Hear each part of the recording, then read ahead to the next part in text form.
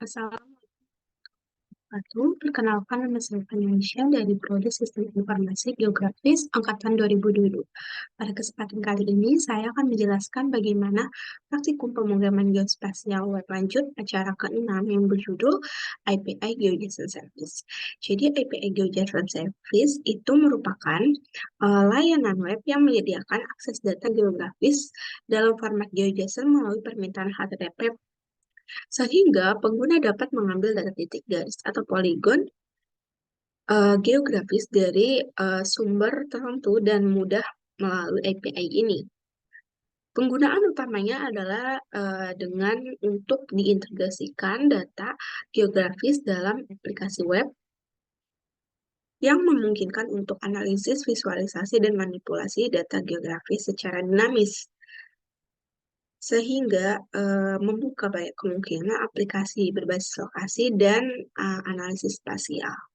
Nah, GeoJSON itu merupakan sebuah format standar untuk mempresentasikan data geografis dalam bentuk teks menggunakan sintaks dari JSON atau JavaScript Object Notation. Nah, format GeoJSON ini dirancang untuk menyimpan informasi tentang fitur geografi seperti garis, titik, poligon, atau fitur lainnya. Dengan data dalam format GeoJSON dapat digunakan untuk menyimpan informasi geografi seperti lokasi, batas wilayah, atribut terkait, dan lain sebagainya. Dalam hal ini, itu dapat memvisualisasikan data poin, poligon, polyline. Nah, untuk menampilkan layar GeoJSON di WebGIS ini, itu bisa menggunakan Live.js dapat mengambil data GeoJSON dari sumber seperti API atau file GeoJSON yang tersimpan. Nah, GeoJSON itu membuat GeoJSON ditambahkan ke peta dan dapat menyelesaikan interaksi pengguna seperti pop-up untuk menampilkan informasi properti dan setiap fitur GeoJSON-nya. Langsung aja ke praktikumnya. Di sini ada bagian dari halaman indeks atau halaman utama dari aplikasi web yang kita buat. Sebelumnya ini sudah pendefinisian layout, kemudian konten-kontennya. Ada konten-kontennya itu ada poin modal, poin model line, poin model polygon, poin model poin. Nah, kemudian ini udah dijelaskan kemarin. Kemudian sekarang ditambahin kayak ini draw control. Di sini dia ini bisa digunakan untuk menggambar bagian dari halaman kita.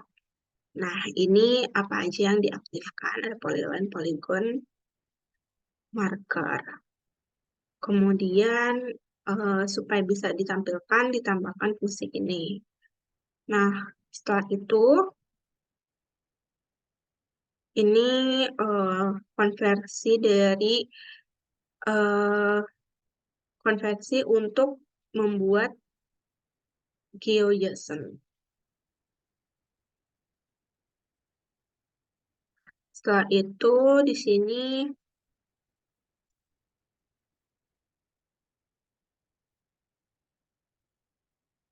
sini ada rute-rutenya. Rute poin, kemudian di sini ada rute polyline, rute polygon, supaya bisa nanti dihubungkan ke api.php.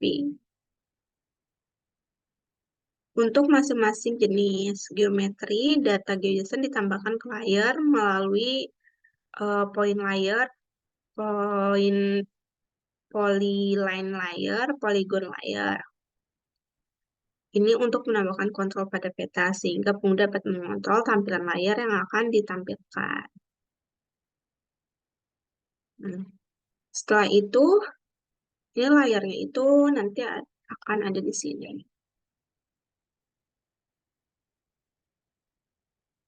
Setelah itu kita atur IPI. Ini ada IPI-nya. Di sini adalah ada middleware. Ini dia itu yang artinya hanya pengguna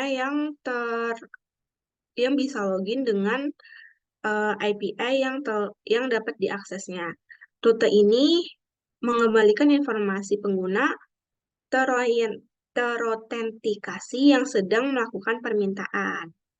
Nah, setelah itu di sini ada rute get.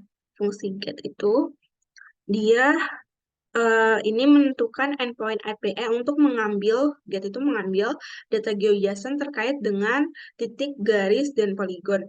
Nah, setiap rutenya itu mendefinisikan metode HTTP GET yang akan diarahkan ke metode indeks dari masing-masing controller. Untuk memberikan nama itu, untuk memberikan nama rute. Nah, ini untuk memberikan nama rute sehingga dapat diakses dengan nama yang diidentifikasikan dalam aplikasi yang kita buat. Nah, langsung aja ke controllernya. Sini, point controller.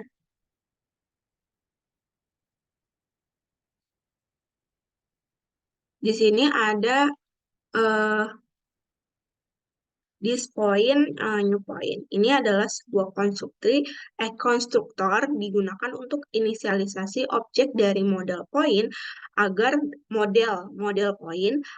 dapat digunakan dalam controller ini. Dan cara ini controller dapat berinteraksi dengan data table point dalam database. Nah, sebelumnya kan sudah membuat database dengan nama kolom ini kan. Setelah itu di sini ada public function index yang dimana digunakan untuk menampilkan daftar dari titik poin dalam format GeoJSON. Pertama, poinnya dipanggil dari model poin dan untuk mengambil semua titik dari database, setiap titik kemudian diubah menjadi objek GeoJSON dengan menambahkan geometri dan properti seperti nama, deskripsi, update, dan created. Nah, setelah itu store-nya ini store. Store-nya ini digunakan untuk menyimpan titik baru ke dalam database. Pertama, data yang dikirimkan melalui request. Ini request, kemudian divalidasi untuk memastikan bahwa nama dan geometri sudah terisi. Jika validasi berhasil, data titik baru disiapkan dan disimpan ke dalam database. Nah, jika menyimpan pengguna akan diarahkan kembali ke halaman sebelumnya dan ada pesan suksesnya. Ini udah dijelaskan kemarin.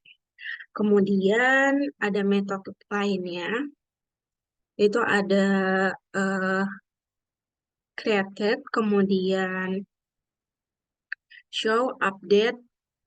Nah, ini diimplementasikan dalam Trida ini, tetapi biasanya digunakan untuk menampilkan detail titik, menampilkan form edit, perubahan atau juga tidak diimplementasikan karena umumnya digunakan untuk menampilkan form pembuatan titik baru.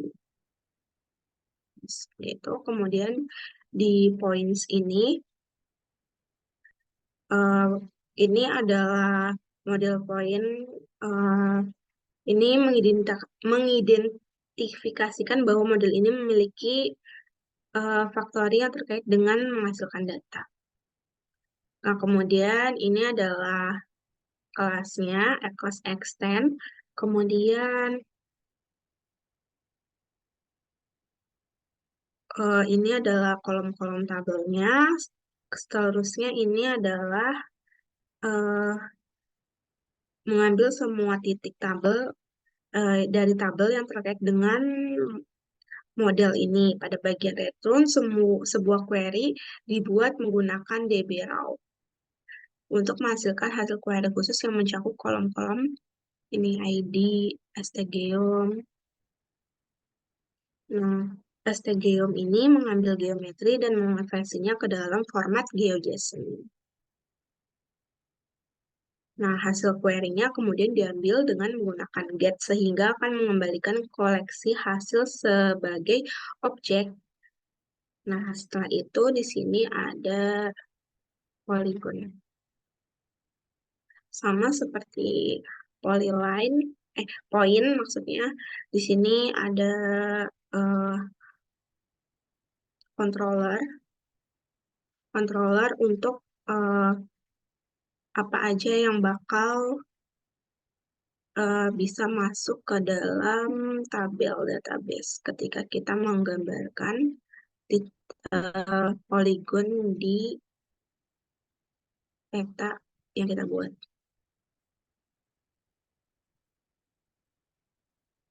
The public function ini digunakan untuk menginisiali instance model polygon untuk menyimpan ke dalam properti polygon.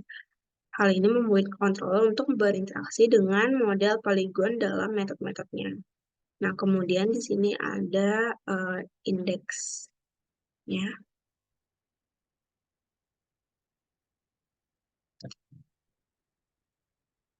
Indeksnya, kemudian di sini ada uh, store-nya untuk menyimpan data.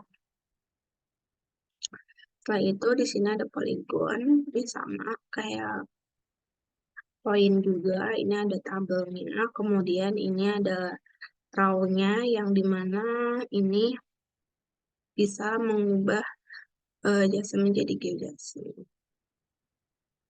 Setelah itu ini ada polyline, sama seperti sebelumnya, ini mengatur database, kemudian mengatur apakah yang kita gambar itu benar, apakah kita yang mau save itu datanya sudah sesuai dengan aturannya. Setelah itu di sini ada uh, database dari raw-nya, polyline yang kita buat. Jadi cara kerjanya itu ketika kita menggambarkan titik, titik, terus kita masukkan objek Bali, misalkan.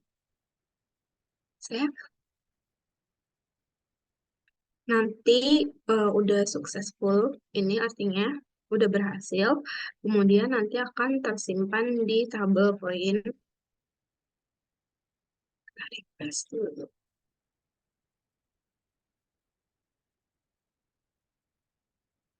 Nah, ini ada kan Bali. Setelah itu, eh, dalam poinnya itu, sini ada informasi-informasi dari kolom tabelnya. Nih, nama titik.